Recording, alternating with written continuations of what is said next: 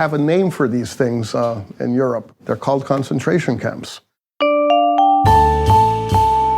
Hi, I'm Ian Bremmer, and welcome to the GZERO World Podcast, an audio version of what you can find on public television, where I analyze global topics, sit down with big guests, and make use of little puppets. This week I sit down with Jorge Castañeda, who served as Mexico's foreign minister, knows Mexican politics better than pretty much anybody. Today, we'll talk about Mexico's new president and the full plate of problems facing his administration. Let's get to it.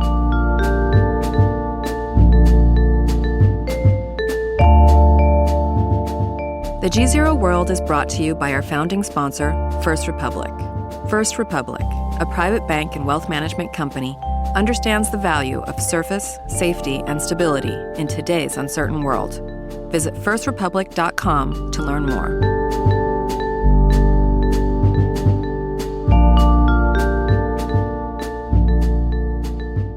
Jorge Castañeda, professor at NYU, former foreign minister of Mexico. Delighted to be with you. Glad to be here, Ian. Thanks for having me. Let's start with your home country, where you still live. Yes, absolutely. President López Obrador, his approval ratings are 86%. When's the last time that happened in Mexico? Well, let's put it a little bit in relative terms. He is much more popular than his two predecessors were at a similar time, but he's about the same levels as President Fox was back in the year 2000 or early 2001. In other words, Mexican presidents traditionally have a honeymoon. We didn't have polls before Fox, really, so it didn't mean a whole lot. But, there's a tremendous willingness to give a new president the benefit of the doubt. And in addition, López Obrador has handled himself very well in terms of public opinion and image and everything for these first 2 months. The substance is a different story, but he's handled his image, his daily press conferences, his not using private aircraft, his using a small car to go to work, living at home, all these things which don't make a whole lot of sense maybe substantively, but are very well seen by public opinion in Mexico. Seen as leading by example. Leading by example, contrasting with the excesses of former presidents, of his government with former governments, doing things that people in Mexico like, not because they make sense, but because there's such a resentment in Mexico against all government figures that, yes, let them live like us for a while, see what it feels like. But we are talking about a leader still that, before he won as president, was seen as a real outsider, as a fairly strong partisan. So in that context, someone who historically was seen as palling around with Hugo Chavez and with Castro, to have 86% approval in Mexico today. It is remarkable. It is remarkable, no question about it. And I think it's something that is very difficult for a lot of people, including myself, to understand. So we're just going to have to get used to it for a while. So what does it say about what has happened over the past 10 years, 20 years in Mexico for the average Mexican? What it says basically is that the democratization of the country from, let's say, 1997 onwards, a little bit more than 20 years, has not brought any significant benefits to the majority of the Mexican people. They are not better off. By the way, it also coincides almost exactly with NAFTA, so it cuts many ways. That people, a lot of American workers say that kind of thing. They do, but unfortunately, I'm not sure they're right, but I'm sure the Mexican ones are right in the sense that NAFTA has been much more important for Mexico than it has been for the U.S. And people have not seen the benefits of this democratization process. They don't make more money, they don't have more jobs, they don't have better schools, they don't have better health care. People are not necessarily better off today than they were 20 years ago when this whole process began, firstly. Secondly, they haven't really seen a drop in corruption. There was a significant drop, I think, under the two PAN presidents, Fox and Calderón, but then it went way back up again with Peña Nieto, which was one of the most corrupt presidents we've had in recent times. And that meant that people saw no improvement on that front either. And then finally, under Calderón and Peña Nieto, the last 12 years, you've had an incredible increase in violence. Mexico is Which now, continues to be the case today. Oh, it's worse than ever. The last 2 months have been the worst ever. It's not López Obrador's fault. That's just inertia from before. But the fact is the country is incredibly violent. It's not at the levels of Brazil or El Salvador or Honduras. But, we've peaked at around 25 willful homicides per 100,000 inhabitants. That's 3 times what it was 20 years ago. And it's about 5 times what the U.S. level is. And the U.S. is not exactly a nonviolent country. Now, López Obrador says he has a plan. This new National Guard that he's putting together, are they not going to have military supervision and engagement? They've moved around on this. Does this strike you as credible progress? Well, it depends what it actually turns out to be. We don't know that yet.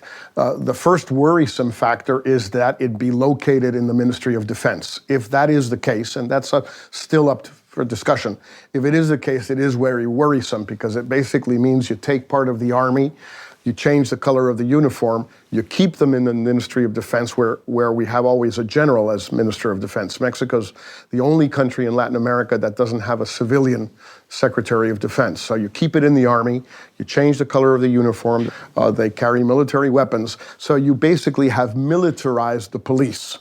Now, that means that you're going to have the same problems that have been occurring the last 12 years because the people who have been policing the country de facto the last 12 years has been the Army and the Navy to a much lesser extent. And so it's going to be the same thing, except now it's going to be legal and enshrined in the Constitution. And that's a big problem because how do you get rid of them afterwards? Once you bring the military into doing all these things, how do you send them back to the barracks, so to speak? It's not that simple. Is your view that the challenge has gotten so great that, just take a solution, whatever it happens to be, you just use... Well, the problem is it's the same solution that Presidents Calderón and Peña Nieto used before. Use the army to fight the drug war, which then became a war on organized crime because you push the drug people out of drugs and into other areas. If you just let them do their job on drugs, which is what they do well, what they like to do, what they're competitive in, then that's fine. I have never seen a major problem with that. Well, yeah, so you'll tell me maybe, well, what about the kids in Newark who are shooting up? I feel terribly sorry about that. I think it's a tragedy, and I hope you have fewer kids in Newark shooting up. Is that my problem as a Mexican? No. So increasingly seeing these stories, kind of extraordinary stories about localities in Mexico that have effectively gone off the grid from the Mexican government, in part because violence is so high, a couple taken over completely by local drug lords, some by a new local party that says we're the only ones that can police you. Do you see the ability of the Mexican government to control Mexico starting to actually erode? Well, Mexico never had total control of its territory.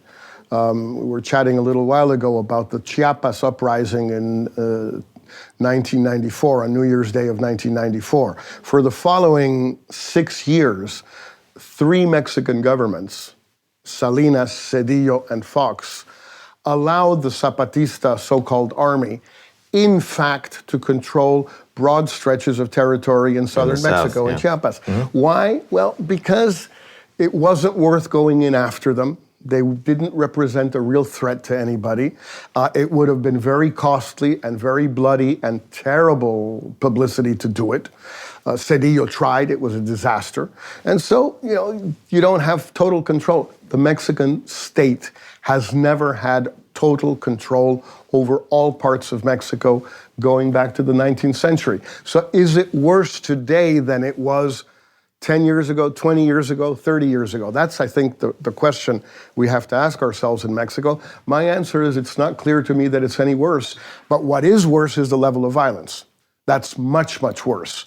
So we're paying an enormous price in blood and people missing, and I'm not sure we're getting more territorial control than we used to have. Now, on the economic side, certainly a lot of the solutions that are being put forward today by López Obrador seem to be similar to what a lot of the Democrats in the U.S. right now that are planning to run for 2020 are talking about. It's a lot of redistribution. It's helping the farmers. It's giving them subsidies, getting them going. A lot of education, improving, getting the minimum wage up. I mean, these sorts of things. Is this the right direction for Mexico to go? I think he's right in terms of what's missing. In other words, what has happened in Mexico since, let's take NAFTA as a cutoff date, 1994, these past 25 years now, NAFTA and the sort of structural reforms or the Washington consensus policies or whatever you want to call them have not delivered the goods.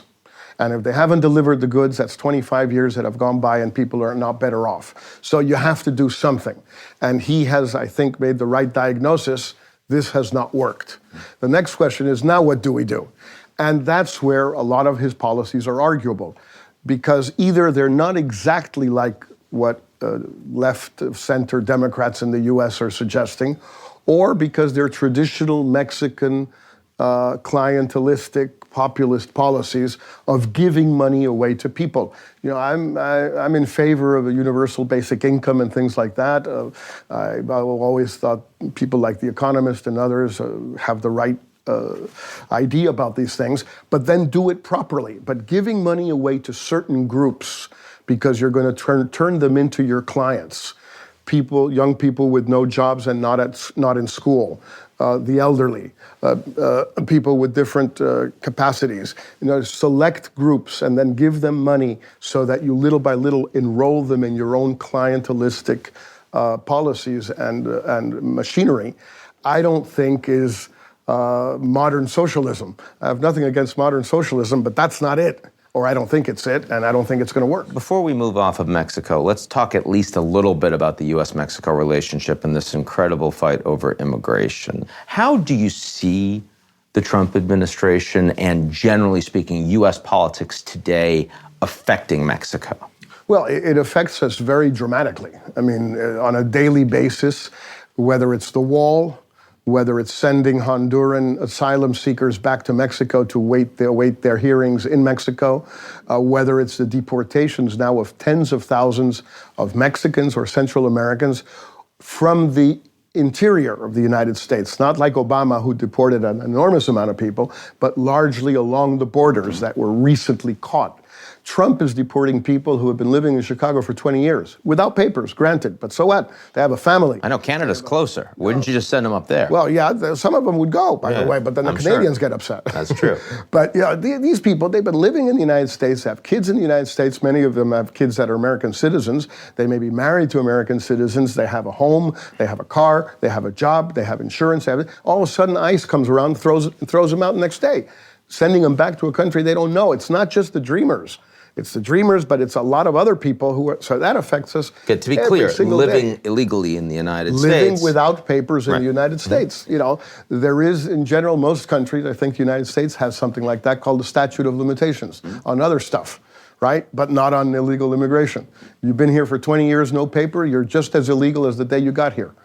If you have a parking ticket, and 20 years later, they won't get you. Is there a statute of limitations on illegal immigrants into Mexico? There's a sort of amnesties, automatic amnesty. After how long? It happens, I don't know exactly how much time. It must be about 5 or 6 years. But Mexico's not an immigrant country. It's only become one the last 30 years or something.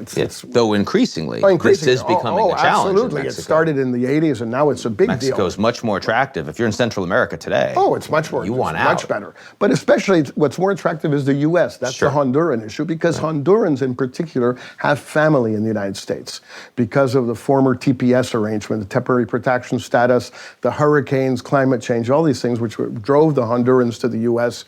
in the 90s and the early 2000s. So a lot of Hondurans have family here. So you tell them, why don't you stay in Mexico? First, because I want the American dream. Okay. But in addition, I got a cousin in New York. Or I have a brother in Chicago. So where do you want to go? You want to go to the United States. So how do Mexicans feel about the United States right now?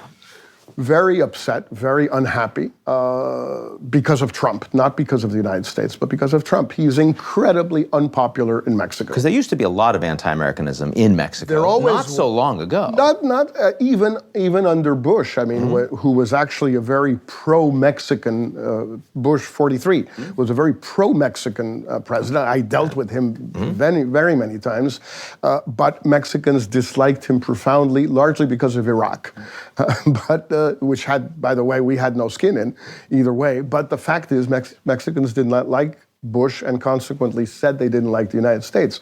Obama was the totally opposite situation. The government, the Mexican governments, the two of them, didn't like Obama. Peña Nieto's people used to tell me is the worst president the United States has ever had. Yeah. Other side ideologically, obviously. Totally. But conversely, the Mexican people had a great deal of affection for Obama. He went to Mexico several times. He would always say, nice things. He did the right things in Latin America, just about everywhere. So it changes a lot with the president. The American every Mexican knows is the president of the United States. And now? Now they don't like Trump at all. The government has managed to work with him so far reasonably well. López Obrador has made a huge effort to never respond to any of his provocations, whether they are rhetorical or in real policy, like, for example, taking back the Hondurans, which is something which, is very humiliating for Mexico in many ways. And Especially since López Obrador was saying amnesty for everybody when he was running, right? Well, he's actually sort of doing it in terms of the Hondurans entering Mexico. He's letting basically everybody in who wants to come in. But they all go to the northern border. They stay on the northern border. The Americans let them in, 10 or 15 or 100 at a time, depending on the city. And so they're all going to be sitting, waiting at the border for 6 months, a year, 2 years. And then there's the problem, which is just in the Mexican newspapers these days, in the new place in Piedras Negras, where they all are now, the Hondurans, which is that you want to keep them, so to speak, down on the farm. You don't want them to move away from the shelters that they are in on the Mexican side. Now, how do you keep people in a place? Well, you put them in a place that's enclosed. How do you enclose it? Well, you enclose it with walls. And if people want to climb over the walls, well, you put some barbed wire around over the walls. And then if somebody gets out through a door or something, well, you want to have armed guards outside. Well, you know what? They have a name for these things in Europe, or they used to have a name. They're called concentration camps. Yeah. And there's pictures of them in Piedras Negras today in Mexico. Jorge Castañeda, thank you very much. Thank you, Inyan. That's our show this week. We'll be right back here next week, same place, same time, unless you're watching on social media, in which case it's wherever you happen to be. Don't miss it. In the meantime, check us out at gzeromedia.com.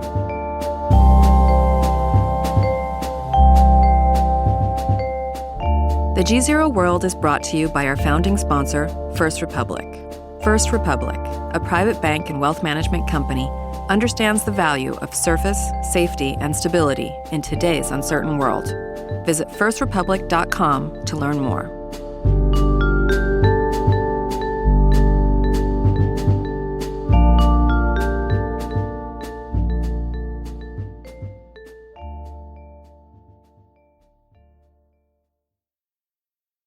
You're listening to the GZERO World with Ian Bremmer podcast, your weekly geopolitical deep dive into the world's biggest news stories, featuring in-depth conversations with global leaders and newsmakers. To get more of GZERO's insights on global politics every morning, sign up for our free newsletter, GZERO Daily, at gzeromedia.com.